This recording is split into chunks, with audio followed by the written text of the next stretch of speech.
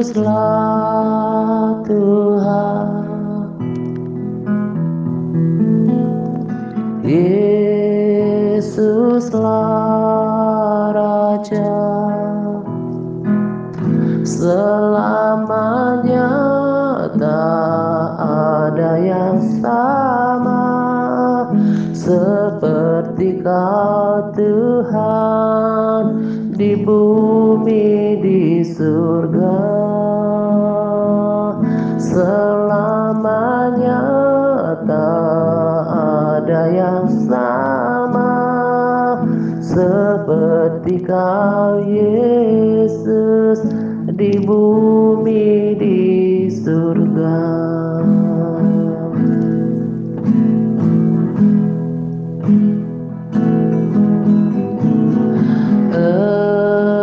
Engkaulah Tuhan, Engkaulah Raja, selamanya tak ada yang lain selain Kau Tuhan, di bumi di surga. Selamanya tak ada yang lain selain Kau Yesus, di bumi di surga.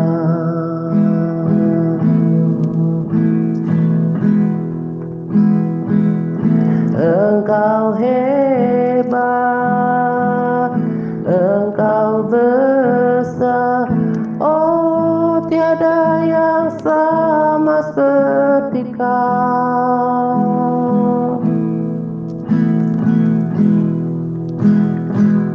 Engkau dahsyat dan ajaib, oh tiada yang lain selain Kau. Haleluya, terpujilah Tuhan, terpujilah Yesus, kekal selamanya. Haleluya, terpujilah Tuhan, terpujilah Yesus, kekal selamanya.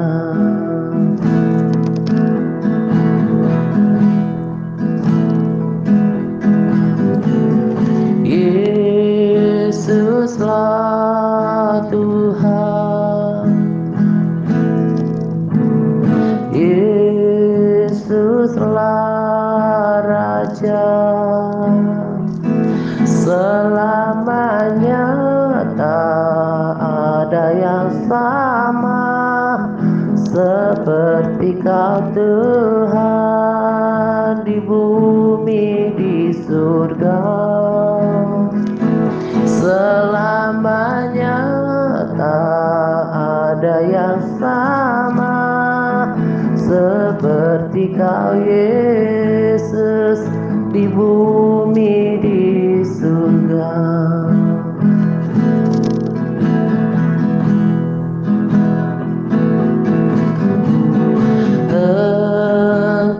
Engkaulah Tuhan, Engkaulah Raja, selamanya tak ada yang lain selain Kau Tuhan, di bumi di surga. Selama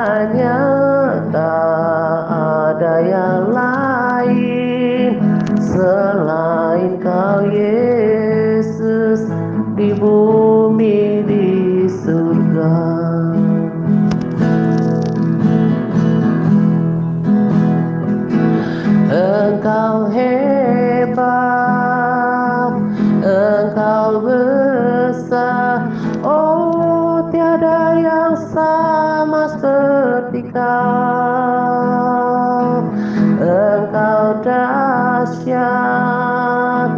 dan ajaib, oh tiada yang lain selain Kau.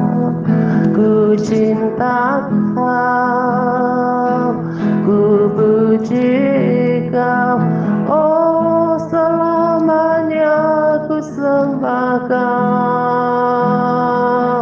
Haleluya, terpujilah Tuhan, terpujilah Yesus, kekal selamanya. Haleluya, terpujilah Tuhan, terpujilah Yesus, kekal selamanya.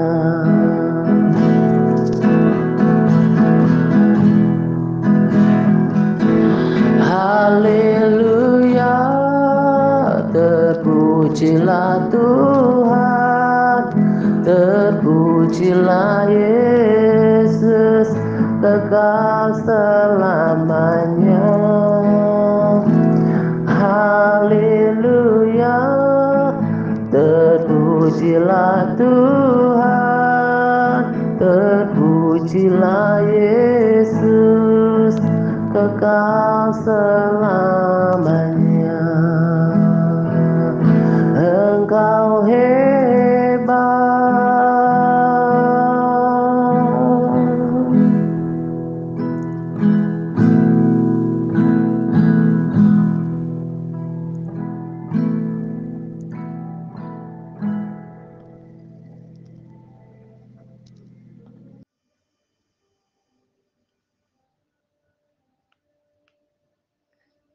Shalom semuanya. Selamat pagi dan salam damai sejahtera untuk kita sekalian.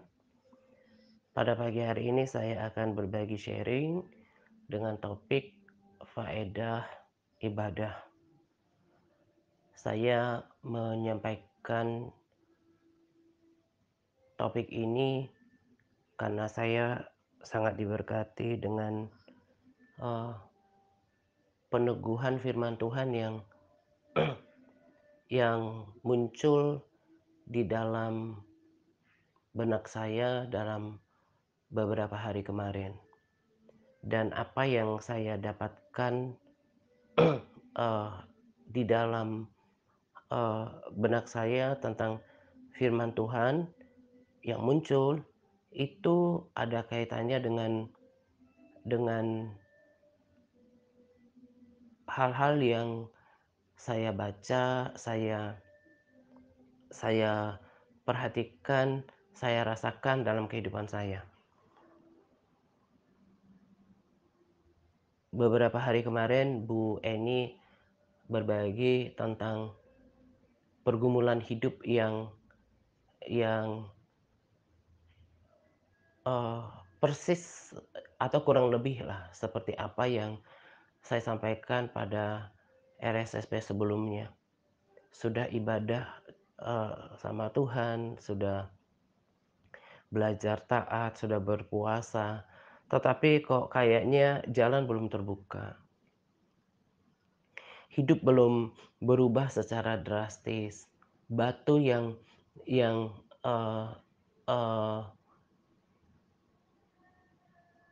masih membebani hidup kita belum tersingkir. Tembok di depan kita belum bergerak, masih menutupi pandangan kita. Nah, ketika saya membaca SK seperti ini atau ketika saya menghadapi sesuatu atau mengalami sesuatu, menyaksikan sesuatu, firman Tuhanlah yang muncul. Nah, itulah salah satu keuntungan, manfaat, faedah dari kita bergaul dengan firman Tuhan.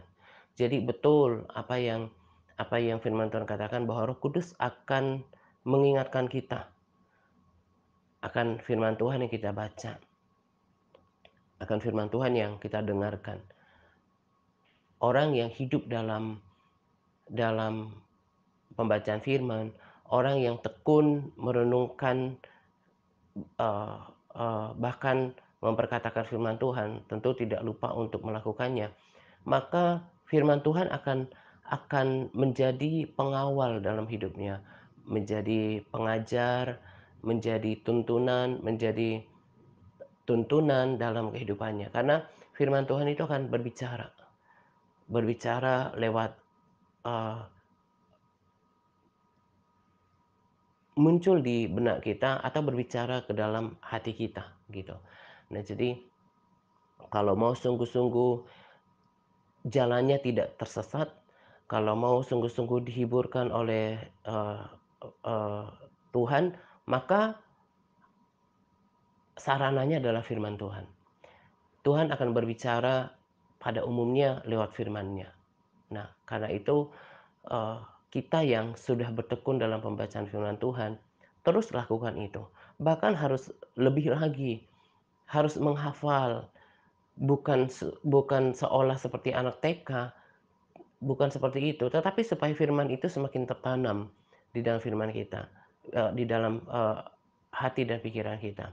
Bulan ini, para sahabat di MTRC Advance sedang, untuk bulan Februari sedang review modul lama, tapi saya tidak sarankan mereka untuk membuatnya dalam rekaman atau video ayat hafalan, terlebih mereka sudah pernah melakukannya. Cukup dengan membaca, merenungkan, mengulang-ulang membacanya bagi para sahabat yang sudah lansia, tapi bagi yang masih sanggup direview lalu nanti dilaporkan pada LPAR MTRC Advance. Nanti baru Maret ada modul baru, jadi berselang-seling, ada tambahan modul baru, tapi modul lama tidak ditinggalkan.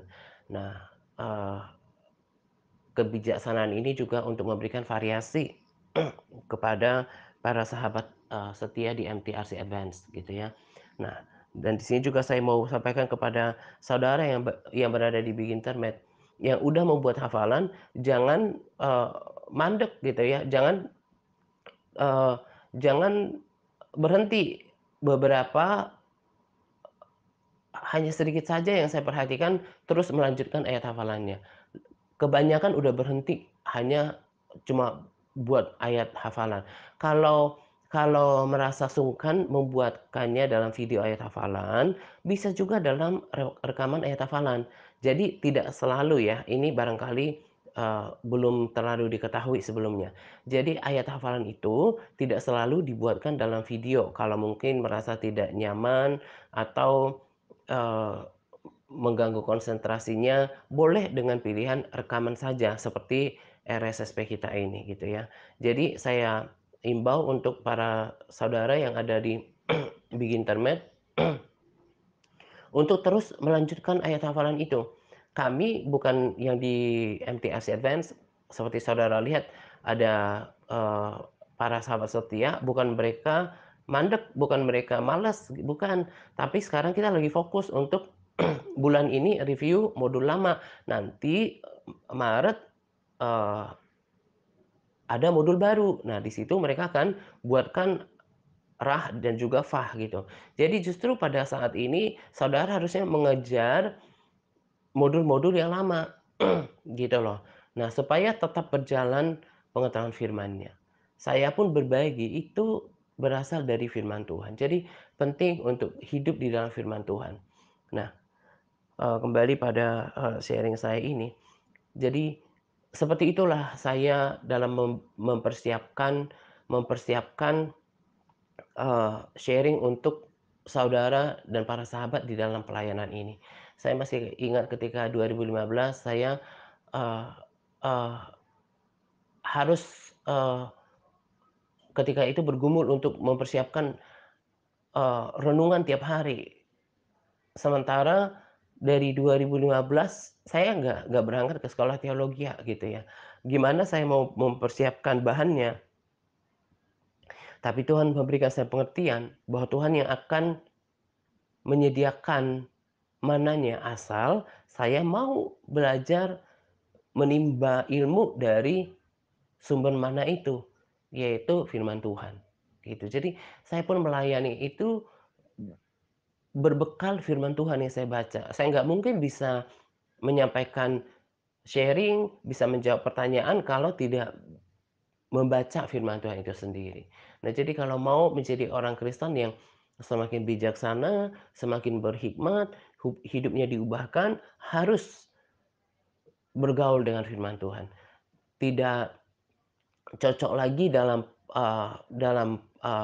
pola pikir saya saat ini, orang Kristen tapi nggak baca firman. Nah, itu yang terus saya perjuangkan di dalam pelayanan ini, gitu ya. Nah, jadi ketika saya baca SK Bu Eni, tapi juga memang hari-hari ini, bukan hari-hari ini saya rekaman hari Minggu, hari-hari yang lalu, tepatnya, tepatnya, eee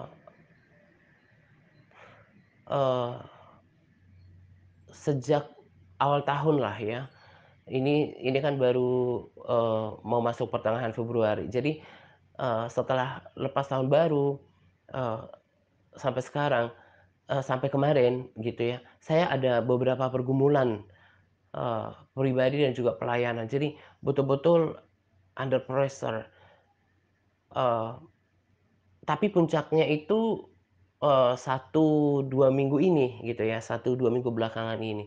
Dan puji Tuhan, Tuhan penjawab doa gitu. Tuhan menjawab apa yang menjadi pertanyaan saya gitu. Walaupun jawaban Tuhan itu tidak selalu seperti yang saya inginkan, tetapi saya tahu itu adalah jawaban Tuhan. Sebab jawaban doa yang dari Tuhan tidak mesti iya, seperti yang kita kehendaki. Justru kalau Tuhan tidak memberikan seperti yang kita tidak kehendaki, Tuhan sedang menjawab yang lebih baik, yang terbaik. Barangkali apa yang kita gumulkan itu tidak tidak baik bagi kita, tidak cocok, bukan itu yang terbaik. Tetapi lewat enggak, lewat tidak, itu berarti Tuhan sedang mencegah kita dari hal-hal yang buruk, hal-hal yang bahkan mencelakakan hidup kita. Nah, Tuhan jawab, ada 3 pergumulan besar saya dan semuanya selesai dan saya mengucap syukur untuk semuanya gitu ya. Masa-masa seperti itu merupakan, hal-hal bukan saja tidak mengenakan, tapi betul-betul dalam tekanan gitu. Sampai suatu ketika saya pergi ke suatu tempat dan ketemu ada seseorang yang saya kenal gitu, saya kelihatan linglung gitu ya, kelihatan, nggak fokus, kelihatan banget gitu. Eee, Mukanya juga kelihatan kayak, banyak pikiran gitu. Nah, lalu orang ini bilang, "Makanya Bang jangan banyak pikiran." Betul juga sih, walaupun kata-kata ini seolah seolah, eee eee, seolah, perkataan biasa ketika kita melihat seseorang sedang nggak fokus misalnya gitu ya, atau, eee, dia seperti, mukanya muram gitu ya. Tapi itu mengena gitu. Memang pada saat itu saya dalam banyak pikiran, dalam banyak pergumulan, minta pertimbangan Tuhan, minta, tuntunan Tuhan gitu ya. Nah, pada saat-saat seperti itu tadi saya katakan bukan bukan sekedar hanya dalam kondisi tidak mengenakan, tapi itu adalah momen yang tepat bagi si jahat untuk menjatuhkan. Untuk menjatuhkan, untuk menuduh, untuk mendakwa, untuk mengingatkan ke masa lalu, untuk, dulu saya seorang yang total. Jadi ketika, eee, dulu saya ingin digugurkan oleh mama saya, bukan karena mama saya nggak suka atau nggak sayang, tapi, eee, karena saya anak bungsu dan anak ke-12 dari mama saya dan mama saya sudah dalam kondisi tua. Jadi secara psikis saya itu tertolak gitu. Nah, momen seperti itu tertekan, iblis akan menyerang bahwa kamu ini, orang tertolak, eee eee eee, tidak diinginkan gitu ya. Saya bukan seperti orang yang kok kayaknya belum move on, bukan. Tapi memang ada masa-masa ketika kita lemah, ketika kita dalam kondisi terjepit, iblis bisa masuk. Bahkan, eee eee, keadaan ketika saya hidup, eee, lebih enak secara, eee, daging, secara materi, kehidupan jasmani, itu kemudian menjadi, seperti flashback gitu ya, seperti ingat kembali, eee, seolah jadi sama kayak orang-orang Israel ketika Tuhan bawa mereka keluar, ketika mereka dalam pergumulan di di di padang gurun, ketika mereka merasakan ketidaknyamanan, eee, makanan mereka itu-itu aja, lalu mereka teringat kan dengan keadaan mereka di tanah Mesir yang sekalipun dalam perbudakan mereka me me menginginkan kembali atau membandingkan kehidupan mereka yang enak secara daging di sana. Nah, itu memang secara secara secara manusiawi itu wajar gitu ya, ketika, eee dalam tekan, pergumulan gitu ya. Saya kemudian berpikir, "Aduh, oh pelayanan kok seperti jalan di tempat." Padahal semua pelayanan, gereja, hamba Tuhan juga kita bisa lihat terbatas langkahnya dengan pandemi yang ada. Bahkan yang saya, tahu masih hampir semuanya gereja melakukan ibadah live streaming gitu ya. Nah, belum bisa bergerak gitu. Nah, masa-masa seperti itu saya sangat tertekan karena merasa gagal, salah mengambil keputusan lah gitu ya, eee, seperti nggak ada buah yang bisa disaksikan oleh mata dari pelayanan sekalipun sungguh, eee, terjadi breakthrough di dalam pelayanan, eee, sosial media kan, dari kurang lebih 1 tahun ketika, eee tahun lalu kita, Tuhan buka jalan, ketemu dengan saudara yang di big internet dan sekarang sudah bertumbuh, atmosfernya juga udah beda, saudara sudah lebih banyak yang adaptasi dengan karakter pelayanan ini, sudah sekitar 20% yang berkomitmen baca firman. Nah, ada breakthrough, tapi, dalam pandangan secara lahiriah orang berpikir bahwa pelayanan secara fisik itu cuma jalan di tempat gitu ya. Nah, apalagi kalau saya rasakan tekanan di pelayanan yang sebetulnya berpotensi mengecewakan saya gitu ya. Eee, orang-orang yang inilah yang saya sebetulnya nggak suka. Orang-orang yang udah dibekalin dengan firman Tuhan, udah dibekalin harus berdoa, harus bersemangat, harus mau berbagi, harus aktif, harus berjuang. Udah dibekalin dengan banyak firman Tuhan, pengajaran, sharing, tapi tetap dalam kondisi yang lemah gitu ya. Jadi seolah-olah apa yang saya kerjakan itu nggak ada hasil gitu ya, karena, semangat nggak terbangun gitu ya. Nah itu betul-betul kondisi yang sangat menekan gitu. Nah,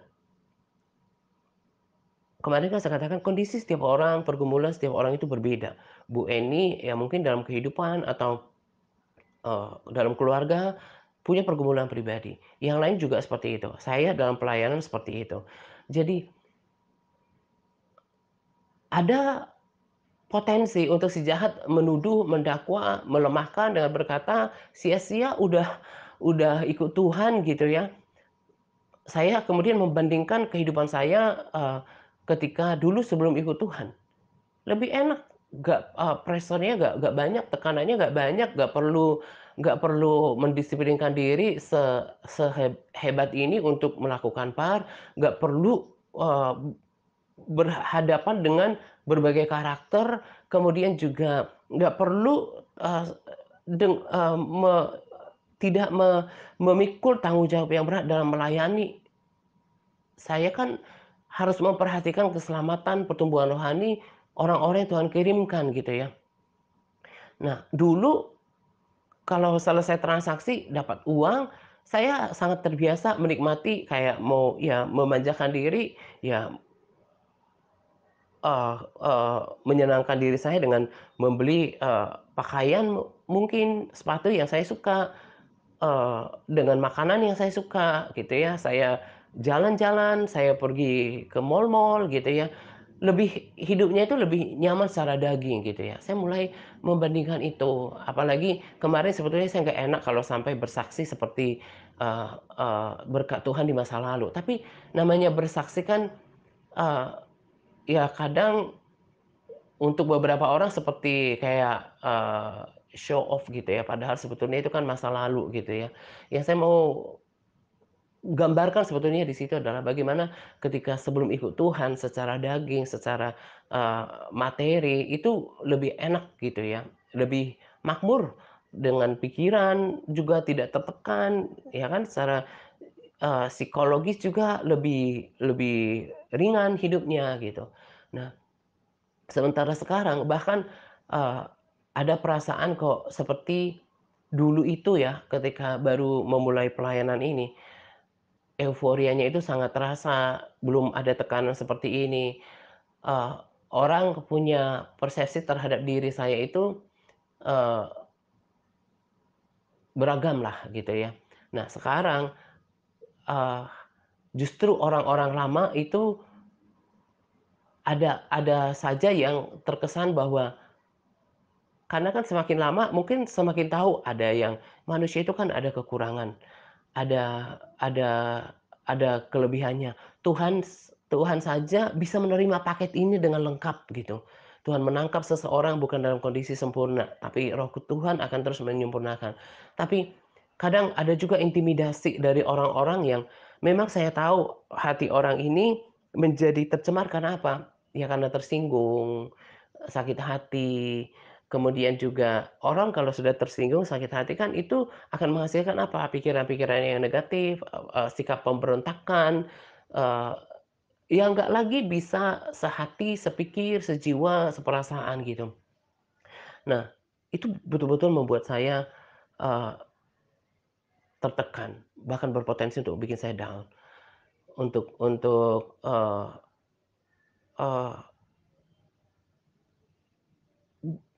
bisa bisa stagnan gitu, nggak bergerak ke mana-mana. Melayani sungguh-sungguh. Tadi saya katakan kalau dulu lebih bebas, menghasilkan lebih banyak materi, lalu kemudian nikmati hidup, eee, tadi hal-hal itu kan hal yang disukai oleh daging ya, belanja untuk kebutuhan untuk menyenangkan diri sendiri, ya makan-makan, jalan-jalan, nyantai-nyantai, hangout ke mall-mall yang saya suka gitu ya. Kalau sekarang betul-betul berubah drastis.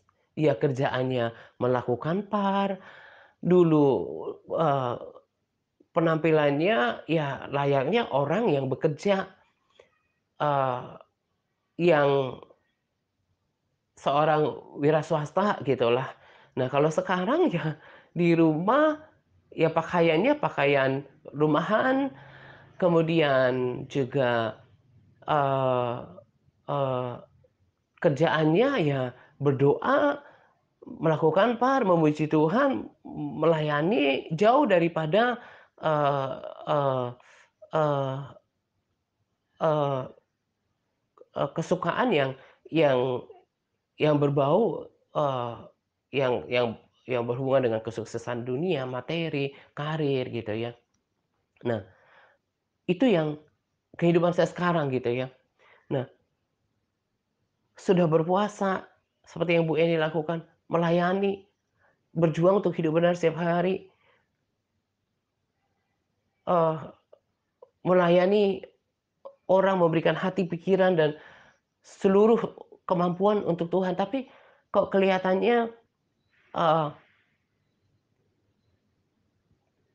hidup tidak seenak orang-orang di luar sana. Bahkan kalau compare pelayanan saya dengan pelayanan beberapa orang yang kelihatannya itu nyantai gitu ya, tapi saya berpikir kok bukan jiwa saya gitu ya. Yang penting melayani, tapi nggak terlalu ada juga oknum pelayan Tuhan, nggak boleh dipukul rata, tapi beberapa karakter pelayannya yang saya lihat yang penting dia sampaikan firman, nggak terlalu pusingkan lagi, Bagaimana apakah firman itu berbuah dalam kehidupan orang-orang yang dilayaninya, apalagi dengan live streaming sekarang.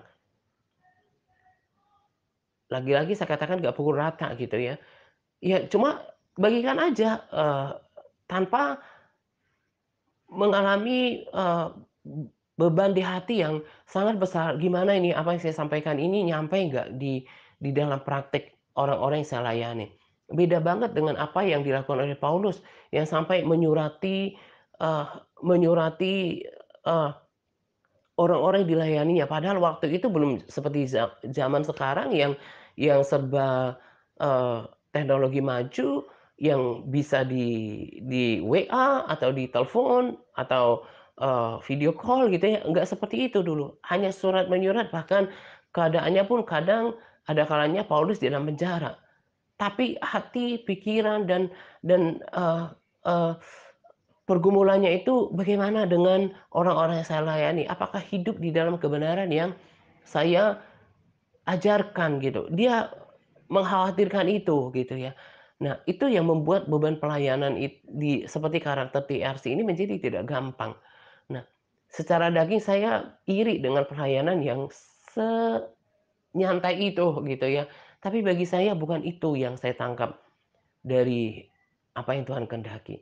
Saya harus pastikan setiap orang, eee, melakukan apa yang saya sudah ajarkan. Nah, sama juga kondisinya seperti yang Bu Eni, share di SK, saya juga seperti itu. Hanya eee, berbeda pergumulannya gitu ya. Nah, firman ini kemudian datang di dalam, benak saya. Nanti, eee, dibaca, dicapas, dan di sini saya akan bacakan secara cepat. Ini Mazmur Asaf, Mazmur 73 ayat 1. Sesungguhnya Allah itu baik bagi mereka yang tulus hatinya, bagi mereka yang bersih hatinya. Tetapi aku sedikit lagi maka kakiku terpeleset, nyaris aku tergelincir. Nah, ini apa yang dikatakan oleh Asaf. Bahwa kondisinya itu tidak baik kan? Kondisinya tidak dalam keadaan nyaman, bukan dalam keadaan yang enak. Saya lanjut, sebab aku cemburu kepada pembual-pembual, kalau aku melihat kemujuran orang-orang fasik. Nah, itu yang tadi kita katakan, orang nggak beribadah saja, orang nggak beribadah, eee eee, tapi hidupnya lebih enak kelihatannya dari kita. Bahkan okelah mungkin sama-sama mengalami dampak pandemi, tapi yang lain nggak beribadah, tapi kan kita beribadah, mestinya ada perbedaan dong gitu ya. Jadi sama kondisinya seperti yang dikatakan oleh Asaf, bahwa keadaannya juga tidak enak gitu ya. Dia juga mengalami kecemburuan dengan orang-orang yang kelihatannya lebih baik kehidupannya. Sebab kesakitan tidak ada pada mereka, sehat dan gemuk tubuh mereka. Mereka tidak mengalami kesusahan manusia dan mereka tidak kena tulah seperti orang lain. Nah, ini juga lebih pada melihat kita orang-orang yang fasik ya, yang nggak percaya Yesus. Mereka secara sekalipun pandemi kita lihat mereka penuh dengan kelimpahan, hidup mereka, eee, enak, membuat konten mereka seenaknya, karena mereka nggak takut akan Tuhan. Tidak takut, konten mereka ini bertentangan nggak dengan kehendak Tuhan gitu ya. Mau buat konten yang menyalahi aturan, norma ketuhanan juga nggak masalah, karena tidak ada perasaan takut kepada Tuhan, gitu ya. Yang penting diklik banyak orang gitu ya, mau tampilannya, seronok atau hal-hal yang tidak pantas, buat mereka tuh nggak terlalu masalah gitu ya, dan itu menghasilkan uang, itu salah satu contohnya. Mereka tidak mengalami kesusahan manusia, tidak kena tulah seperti orang lain gitu ya. Nah, banyak orang yang nggak takut Tuhan juga bisa berbisnis yang tidak halal, yang penting menghasilkan uang. Nah, sebab itu mereka berkalungkan kecongkakan dan berpakaian kekerasan. Karena kegemukan, kesalahan mereka menyolok hati mereka meluap-luap dengan sangkaan. Mereka menyindir dan mengata-ngatai dengan jahatnya. Hal pemerasan dibicarakan mereka dengan tinggi hati. Mereka membuka mulutnya melawan langit dan mereka membual di bumi. Sebab itu orang-orang berbalik kepada mereka, mendapatkan mereka seperti air yang berlimpah-limpah. Dan mereka berkata, "Bagaimana Allah tahu hal itu? Adakah pengetahuan Allah yang Maha Tinggi? Sesungguhnya itulah orang fasik, mereka menambah harta mereka dan senang selamanya." Ya kan, itu yang kita saksikan kan, ada kelompok orang-orang seperti itu. Sia-sia nah, ini juga sama yang dikatakan diulangi lagi di sini oleh pemazmur. "Sia-sia sama sekali aku mempertahankan hati yang bersih dan membasuh tanganku tanda tak bersalah." Ya kan, dia juga melihat seperti itu, kok sepertinya ibadah itu nggak ada artinya gitu ya. Beribadah sama Tuhan, takut sama Tuhan, melayani Tuhan, kok seolah nggak ada bedanya gitu loh. Nah, namun sepanjang hari aku kena tulah dan kena hukum setiap pagi. Seandainya aku berkata, ya ini kan juga bisa diartikan bahwa saya tetap masih punya pergumulan kok, jalan saya masih belum terbuka kok gitu ya. Nah, seandainya aku berkata, "Aku mau berkata-kata seperti itu," maka sesungguhnya aku telah berkhianat kepada angkatan anak-anakmu. Tetapi ketika aku bermaksud untuk mengetahuinya, hal itu menjadi sulit di mataku, sampai aku masuk ke dalam ke tempat kudus Allah dan memperhatikan kesudahan mereka. Sesungguhnya ke tempat-tempat licin kau taruh mereka, kau jatuhkan mereka sehingga hancur. Betapa binasa mereka dalam sekejap, lenyap habis oleh karena kedahsyatan. Seperti mimpi pada waktu terbangun ya Tuhan, pada waktu terjaga, rupa mereka kau pandang hina. Ketika aku merasa pahit dan buah pinggangku menusuk-nusuk rasanya, aku dungu, tidak mengerti seperti hewan aku di dekatmu. Tetapi aku tetap di dekatmu. Artinya apa? Tetap mau beribadah, tetap mau tinggal dalam hadirat Tuhan, tetap berdoa, tetap menjaga hidup yang bersih, menjaga hidup yang saleh, yang taat. Dan engkau memegang tanganku. Dengan nasihat engkau menuntun aku. Dan kemudian engkau mengangkat aku ke dalam kemuliaan. Jadi jangan melihat apa yang terjadi saat ini. Sebab nanti saya akan baca lagi ya ayat-ayat yang mendukungnya. Sebab nanti Tuhan akan buat perbedaan. Kelihatannya orang nggak percaya Yesus itu lebih enak hidupnya, lebih melimpah hidupnya. Bahkan orang Kristen pun yang berlaku fasik, itu bahkan lebih enak hidupnya daripada kita yang sungguh-sungguh mau taat gitu ya, harus menyangkal kedagingan, untuk taat dalam hal eee menjaga hati, pikiran, anggota tubuh, keuangan itu kan tidak gampang. Seolah-olah itu sia-sia. Tetapi nanti, sama seperti Mazmur katakan, "Kemudian Engkau mengangkat aku dalam kemuliaan." Akhirnya itu tidak akan pernah mengecewakan. Kelihatannya, eee, bahkan orang-orang yang sudah lama, seperti saya katakan dengan diri saya, itu seperti orang yang bukan memberikan support. Karena memang ada orang-orang yang memang tidak diubahkan dari sekalipun bertahun-tahun gitu ya. Itu sebetulnya sangat menyakitkan. Daud juga alami seperti itu. Orang-orang dekatnya justru menikam dari belakang. Yesus seperti itu. Memang, Yudas sudah di digariskan untuk melakukan pengkhianatan. Tapi Yesus juga katakan kan, "Tetapi celakalah orang yang kepadanya menyerahkan Anak Manusia." Jadi itu juga dialami oleh Tuhan Yesus dari tokoh-tokoh yang lain. Memang ada orang-orang yang bahkan sudah lama bersama dengan kita, seolah-olah dari sikapnya, dari perilakunya, nggak mau, menjaga kesatuan gitu ya. Itu hal-hal yang menekan. Juga orang Kristen ya tetap hidup dengan suka-sukanya. Jadi saya mau kasih tahu, mungkin sekarang sama-sama merasakan dampak pandemi. Ada orang yang ya sehari-harinya kalau mau malam nggak perlu berdoa, tidur. Kemudian, pagi hari bangun tidur cari sarapan. Kita yang tekun berdoa gimana pun capeknya tetap berdoa. Bangun pagi cari Tuhan. Sekarang sih kelihatannya nggak ada bedanya. Tapi firman Tuhan yang pertama ini sudah memberikan kita clue, memberikan kita sebetulnya pengertian bahwa nanti Tuhan itu adil. Tuhan akan memberikan dan menyatakan perbedaan. Sebagaimana Tuhan akan membedakan antara kambing dan domba. Demikian juga kan Tuhan akan bedakan orang yang beribadah dan yang tidak beribadah. Di Maliaki 3 ayat 13 sampai, 16, no no no, 18 juga dituliskan hal yang sama, nanti dibaca lagi karena saya baca cepat di sini. Tuhan berkata seperti ini, "Bicaramu kurang ajar tentang aku," firman Tuhan. "Tetapi kamu berkata, apakah kami bicarakan di antara kami tentang kau?"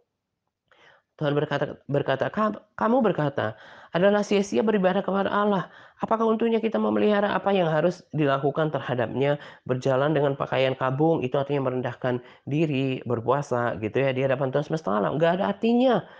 Ah, ayat 15 berkata, "Oleh karena itu kita ini menyebut berbahagia orang-orang gegabah, bukan saja mujur orang-orang yang berbuat fasik itu, tetapi dengan mencobai Allah pun mereka luput." Jadi ada orang-orang yang fasik, baik yang nggak percaya Yesus ataupun yang orang Kristen tapi berlaku fasik, kelihatannya mereka juga buat dosa, nggak ada hukuman gitu ya. Kelihatannya hidup mereka enak-enak aja gitu ya. Nah, seperti nggak ada konsekuensi daripada perilaku mereka, daripada sikap mereka yang menjalankan hidup yang melewati jalan yang luas, pintu yang lebar gitu. Nah, ayat 17 berkata, mereka akan menjadi milik kesayanganku sendiri. Siapa maksudnya? Mereka yang ini, yang terus beribadah, yang yang yang memperhatikan dan mendengarkan kitab yang ditulis, kitab-kitab Tuhan, yang hidup takut akan Tuhan. Sorry, saya lewati satu ayat. Nah, dikatakan, nggak ada gunanya orang berkabung gitu ya. Nah, ayat 15 tadi sudah baca, sekarang ke 16, beginilah berbicara satu sama lain. Orang-orang yang takut akan Tuhan, Tuhan memperhatikan dan mendengarnya. Sebuah kitab peringatan ditulis di hadapannya bagi orang-orang yang takut akan Tuhan. Jadi, untuk orang-orang yang takut akan Tuhan itu ada catatannya. Tuhan memperhatikan dan mendengarkannya. Jadi setiap doa-doa kita didengarkan oleh Tuhan. Sebuah kitab peringatan ditulis di hadapannya bagi orang-orang yang takut akan Tuhan. Jadi jangan mengira doa-doa kita, pembacaan Alkitab kita, pujian penyembahan kita, ketaatan kita, pelayanan kita, menjaga hidup yang benar di hadapan Tuhan itu sia-sia aja gitu, nggak diingat. Enggak, ada kitab yang menulis semua itu, Tuhan yang bilang. Dan Tuhan dan, eee, akan takut akan Tuhan dan bagi orang-orang yang menghormati namanya. Yang takut akan Tuhan, menghormati namanya lewat menghormati firman itu ada catatannya, ada bukunya. Nah, di ayat 17 dikatakan, "Mereka akan menjadi milik kesayanganku sendiri," firman Tuhan semesta alam. "Pada hari yang kusiapkan," nanti ada hari yang disiapkan oleh Tuhan, "aku akan mengasihani mereka sama seperti seorang menyayangi anaknya yang melayani dia." Lalu ayat 18, mereka akan melihat kembali perbedaan antara orang benar dan orang fasik, antara orang yang beribadah kepada Allah dan orang yang tidak beribadah kepadanya. Jadi berdasarkan 2 ayat ini kita akan lihat bahwa ibadah yang kita lakukan seolah pun belum ada breakthrough, belum ada jalan yang terbuka, orang lain mengalami kesesakan karena pandemi, kita juga sama, tapi nanti ada bedanya. Tuhan yang janji dan ibadah kita yang kita lakukan, kita cari Tuhan pagi-pagi, terus yang lain kan molor aja, nggak cari Tuhan. Kelihatannya kita sama-sama nggak terlalu beda, tapi nanti akan berbeda.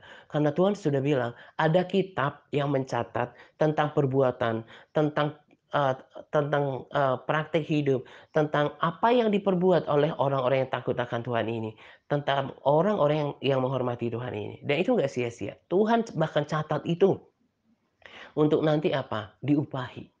Tuhan akan jadikan kita menjadi anak kesayangannya dan di ayat 18 dikatakan Tuhan akan, eee, ayat 17, "Aku akan mengasihani mereka seperti seorang menyayangi anaknya dan melayani dia." Dan berdasarkan kitab itu, Tuhan akan perhitungkan kepada kita. Kalau kesaksian Pastor Park yang berkata bahwa pembacaan Alkitab kita, doa-doa kita, pelayanan kita, pujian penyembahan kita menjadi bahan bangunan di surga dan Tuhan akan adil. dengan semua itu, dan itu Tuhan akan berikan kepada kita kita nanti. Jadi jangan menjadi lemah. Saya sudah yang kesekian kali katakan kan, apa yang saya dapatkan dalam pikiran saya, dari persekutuan saya dengan Tuhan atau lewat tadi Tuhan, eee, ingatkan saya akan firman-Nya gitu ya, menjadi penghiburan buat saya, juga adalah menjadi penghiburan kepada orang-orang yang saya layani, dan itu menguatkan saya. Sekalipun tertekan, tertimpa, harus harus harus berjuang gitu ya. Justru ketika saya merenungkan ini ya, ada quote yang setara dengan tema RSSP hari ini. Eee eee, Inspirasi ini muncul di hati saya seperti ini, bahwa hati hati emas itu kalau semakin dipanaskan, itu akan semakin berkilau. Tetapi hati yang berkualitas jerami, itu akan hangus. Artinya apa? Di dalam pelayanan ini kan saya sering katakan, setiap waktu itu akan ada pemisahan. Ada pemisahan. Ada hamba Tuhan yang berkata ini penampian. Saya pakai istilah pemisahan dari dulu. Eee, Sejak, eee, awal pelayanan ini. Akan selalu ada proses pemisahan. Di antara kita, ada bahkan yang dengarkan RSSP saya ini, udah bukan puluhan tahun, sorry, udah tahunan, udah bukan waktu yang singkat lagi kan 4 5 tahun, bahkan 5,5 tahun. Ada yang udah ikut sama saya, tapi akhirnya kembali kepada kekristenan yang lama, nggak lagi tekun baca Alkitab, nggak lagi tundukkan diri pada tuntunan TRC, nggak lagi memberikan Elpar. Saya nggak tahu apakah tekun berdoa, memuji Tuhan, eee berpuasa, saya nggak tahu. Ada orang yang ketika masuk dalam tekanan ini, pergumulan hidup ini, akhirnya pilih undur. Malas melakukan semuanya, nggak memperhatikan lagi hidup yang bersih, pakai alasan yang tekanan hidup sekarang menjadi nggak taat dalam segala hal, berkompromi. Justru lewat inspirasi itu, saya dibuat mengerti, ini masa dipanaskan, dibersihkan, dan Tuhan mau pilih betul-betul orang yang bersungguh hati kepada Dia, yang betul-betul mengasihi Dia tanpa syarat, nggak kompromi, nggak pakai cari alasan. Karena di dalam pelayanan ini dari dulu, saya udah perhatikan orang-orang, karena di dalam pelayanan ini ditekankan ketaatan dalam segala hal. Nah, ada orang yang sudah mulai berhitung-hitung. Saya tahu ada orang yang berat untuk menaati Tuhan dalam hal keuangan. Ada yang udah undur, ada yang mulai mikir, ada yang mulai menjauh gitu ya. Saya tidak terganggu dengan itu. Bagian saya itu bagian saya itu mengajarkan, menyampaikan kebenaran firman Tuhan dan menjadi teladan atasnya. Kalau orang nggak mau ikuti, itu urusannya nanti. Tapi orang yang terus memelihara ketaatannya, hidup benar di hadapan Tuhan, memelihara ibadahnya, itu akan terus naik dalam hal kerohanian.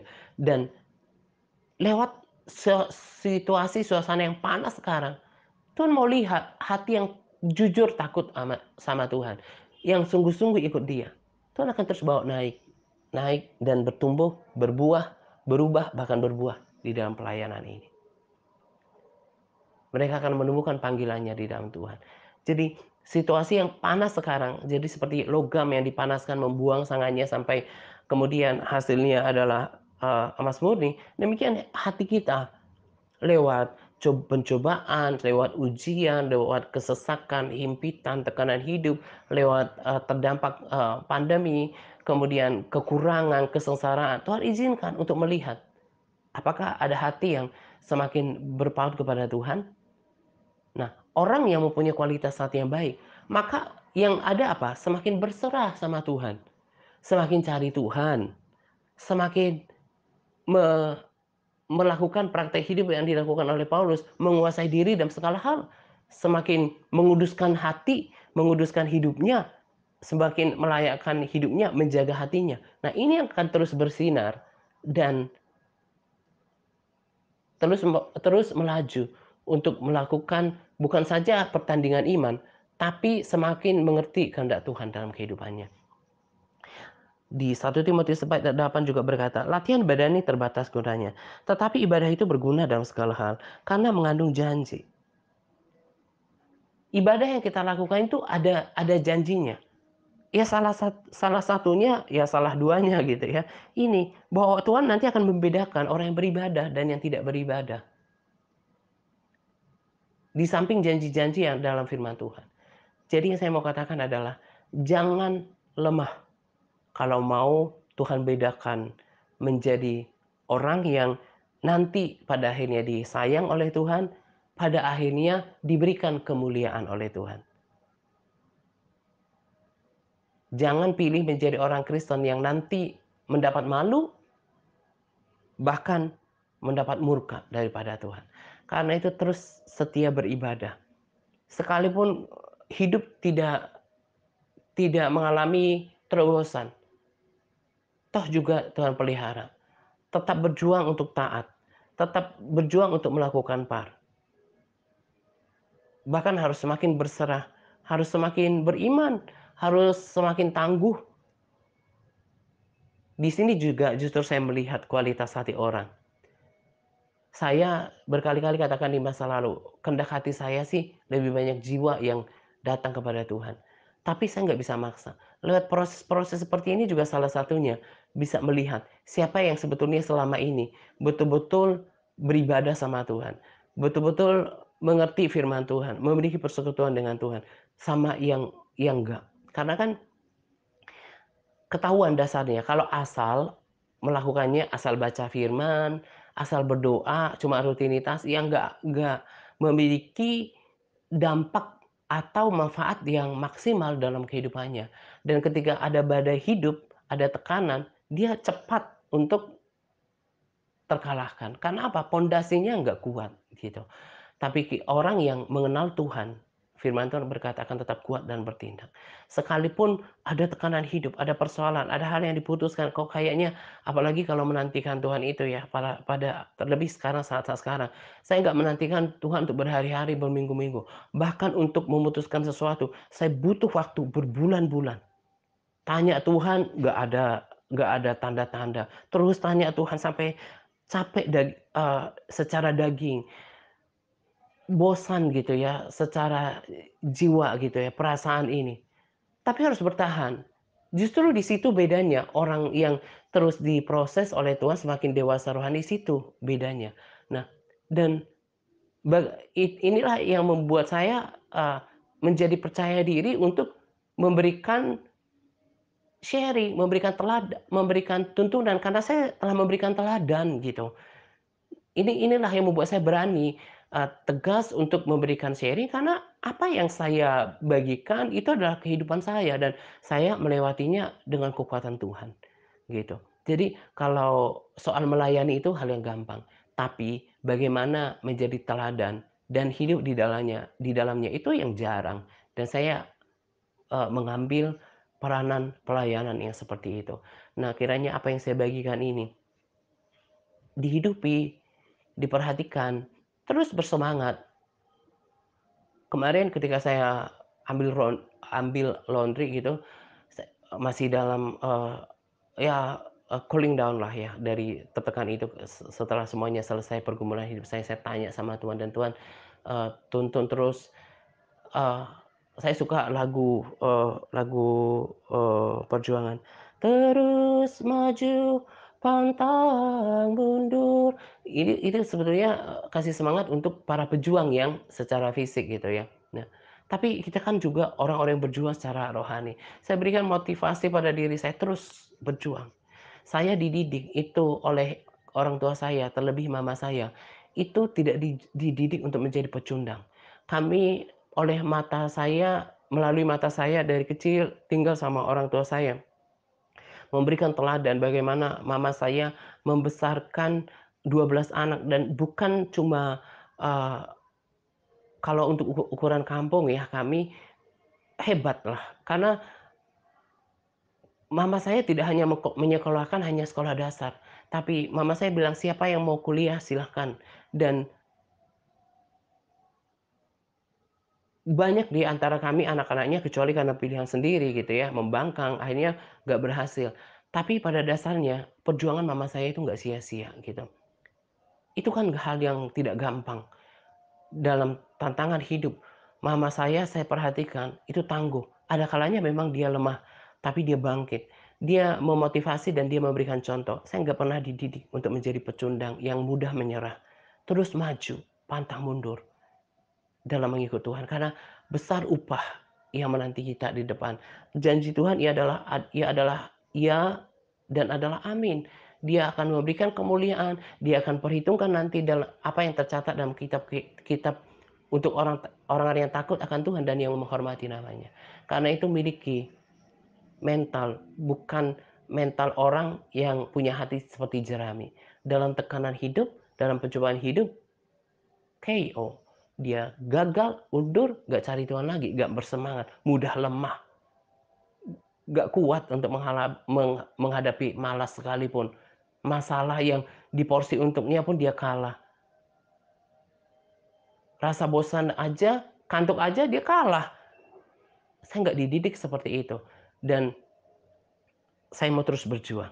Nah, kalau mau tetap bersama-sama bertumbuh, berubah, berbuah dalam pelayanan ini, pegang firman Tuhan, hidupi itu, dan jangan punya mental sebagai orang yang kalah.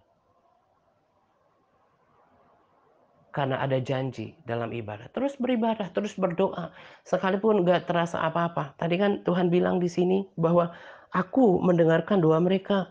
Tuhan memperhatikan dan mendengarkan doanya. Mungkin belum tepat waktunya, atau enggak seperti yang saya katakan, tapi Tuhan buat saya mengerti bukan itu yang terbaik. Tuhan punya jawaban yang saya nggak melihat selama ini gitu ya.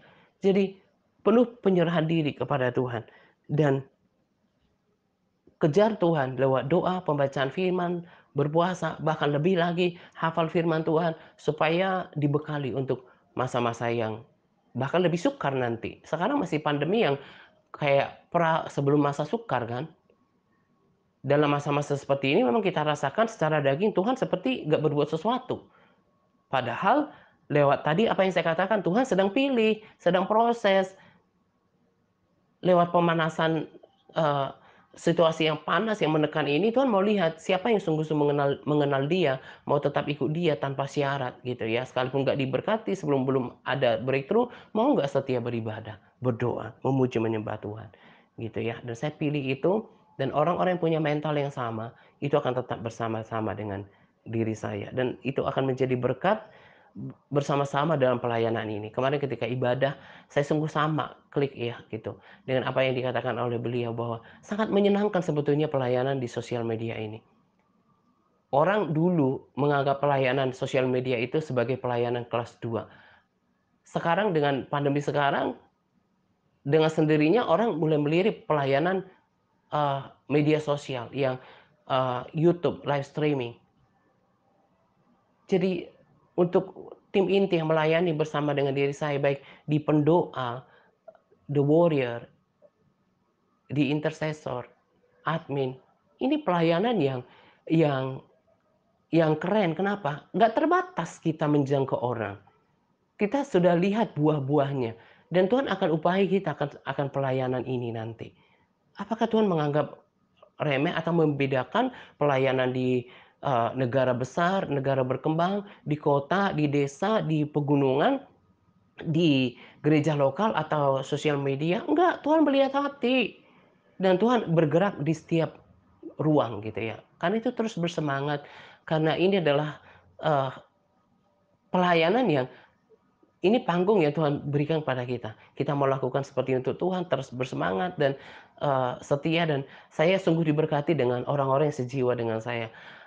Dalam keadaan lemah lemah di waktu-waktu yang lalu, para sahabat ini yang menjadi penghiburan, kekuatan bagi diri saya, memberikan energi yang positif untuk terus bangkit dan bertahan untuk menuntun sekelompok orang yang Tuhan sudah tempatkan di TRC ini gitu ya. Kiranya setiap kita diberkati, dimotivasi dengan apa yang saya bagikan. Hidupi dan miliki kerendahan hati untuk menerimanya. Dan kalau apa yang saya bagikan hari ini tidak sebatas telinga, tapi sungguh masuk ke dalam, perenungan sampai disimpan dalam hati, kemudian akhirnya dilakukan, nanti saya akan melihat hasilnya, bahwa orang-orang ini akan tetap tangguh bersama-sama dengan diri saya, tetap berubah, bahkan berbuah dan tidak terkalahkan gitu ya. Firman Tuhan sungguh manis untuk kita kita kita simpan, bahwa nanti Tuhan akan buat perbedaan, Tuhan akan memberikan kemuliaan. Orang yang takut akan Tuhan itu dan menghormati namanya, ada catatannya. Dan Tuhan di surganya mengamati semuanya dan mencatat tidak ada yang terluput. Maka jangan menyesal, jangan sampai menyesal karena kebodohan kita. Udah tahu firman seperti ini, tapi kemudian menganggap remeh dan tidak mau memperhatikannya gitu ya. Nah, ini saja yang saya mau bagikan pada RSSP awal pekan ini, kiranya diperhatikan. Selamat menjelang 2 pagi untuk kita sekalian. Semangat berpuasa kepada para sahabat yang terus bersemangat dalam berpuasa. Semangat Tuhan Yesus memberkati kita senantiasa. Amin. Haleluya, terpujilah Tuhan, terpujilah Yesus, kekal selamanya.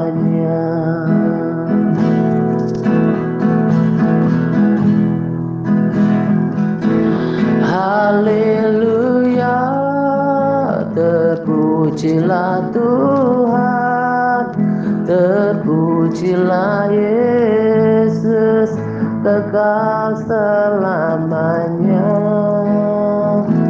Haleluya, terpujilah Tuhan, terpujilah Yesus, kekal selamanya.